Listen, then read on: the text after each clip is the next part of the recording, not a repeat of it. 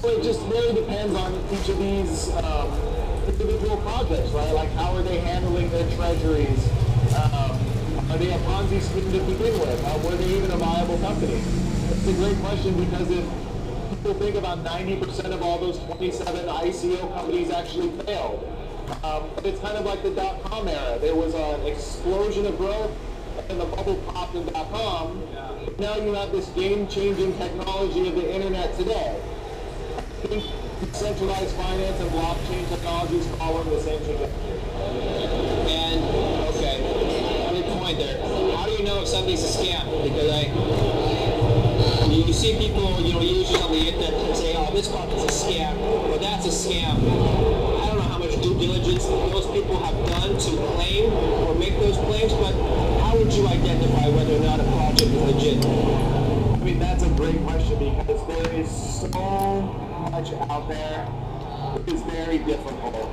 You ultimately kind of have to find an individual, and this is my own opinion, projects that more interest you as opposed to trying to buy like the next lottery ticket, right? Because that's unfortunately what people are trying to do, trying to find the next Dogecoin or the next speculatory item.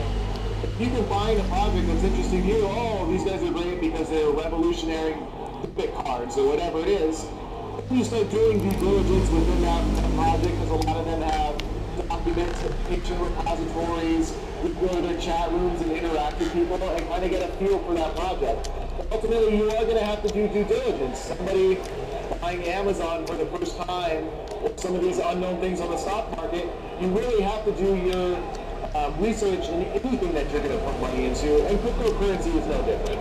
And you said that there's a lot more adoption of DeFi applications now than a couple of years ago. Does that mean that the price has also matured, generally speaking, in terms of valuations? If adoption has matured a little more, does that mean we've already hit the peak in terms of valuations?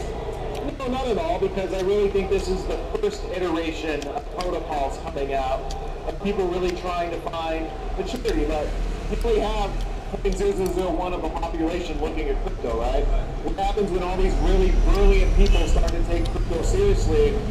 They can make it into something even better. I was just thinking about Vitaly Buterin, and he actually said people have turned Ethereum into much more than what I thought it was possible, right? And that's because other brains came to the table. So I think we're just scratching the surface of potential. I really appreciate your thoughts. Learned a lot. Thank you. Thank you very much. Thank you for watching Kitco News. I'm Nick Lynn. Kitco News, special coverage at the Decentral Miami Conference. It's brought to you by Finance, a revolution in DeFi asset management.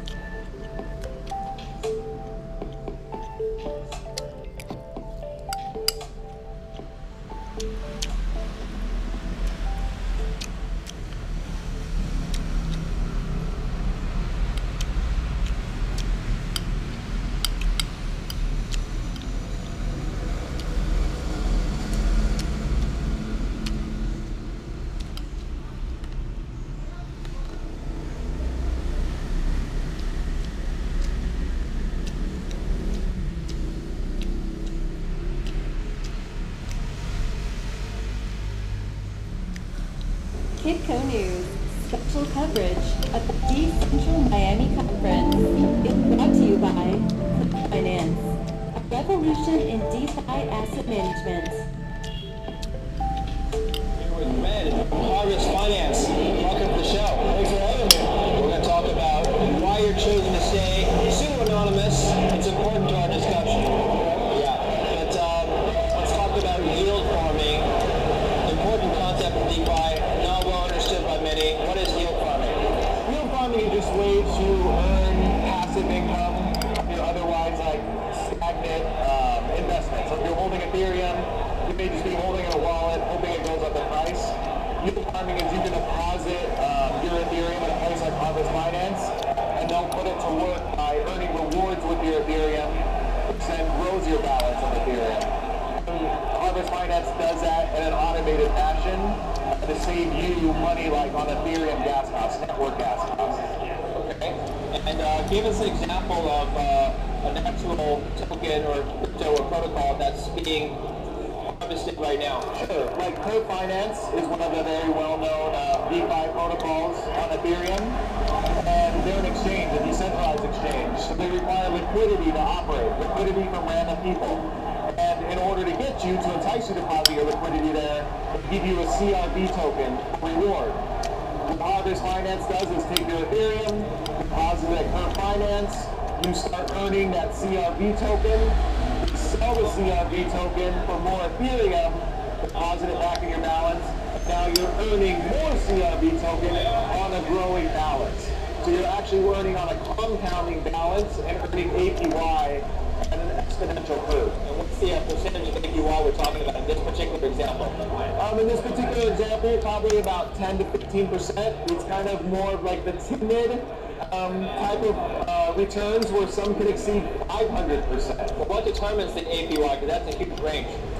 It's more about the project that's being farmed and the rate of emissions that they're currently focusing on farming. So it may be only short term, 1 month to 2 months. The emissions are very high and they're trying to attract a customer base, and then they'll taper off dramatically after that. Okay, so Harvest Finance, let's talk a little bit about Harvest Finance, and you're named Red, so why is it important that you're not using your real name, so to speak? Well, I mean, it's actually like a key tenet of decentralization. My name shouldn't matter. Satoshi Nakamoto shouldn't matter, right? It's all about Bitcoin in itself. You think of like Jack Dorsey, he's leaving, and that messes with the price of the stock because it's so centralized around this concept of Jack Dorsey at Twitter. And decentralized Bitcoin, it doesn't matter who Satoshi is, Bitcoin is Bitcoin. So red is red. It doesn't matter who I am to the project in itself. All that matters is my contributions are effective. Okay. But some would argue that I don't want to invest in a project with anonymous users or founders because it's a risk, right? I don't know the background, I don't know the history. What if it's a scam? How would you respond to that? But that's actually the second benefit to blockchain, or actually the number one benefit of blockchain is verify, don't trust. Everything on the blockchain is transparent. You can read the code and see exactly what's happening. So again, Satoshi Nakamoto doesn't matter to Bitcoin. It's the code that matters. Now Satoshi's gone, the code still lives on, and everybody abides by that code. So again, as long as the code is good, which everybody can verify, you don't need to worry about who I am. Because again, how many times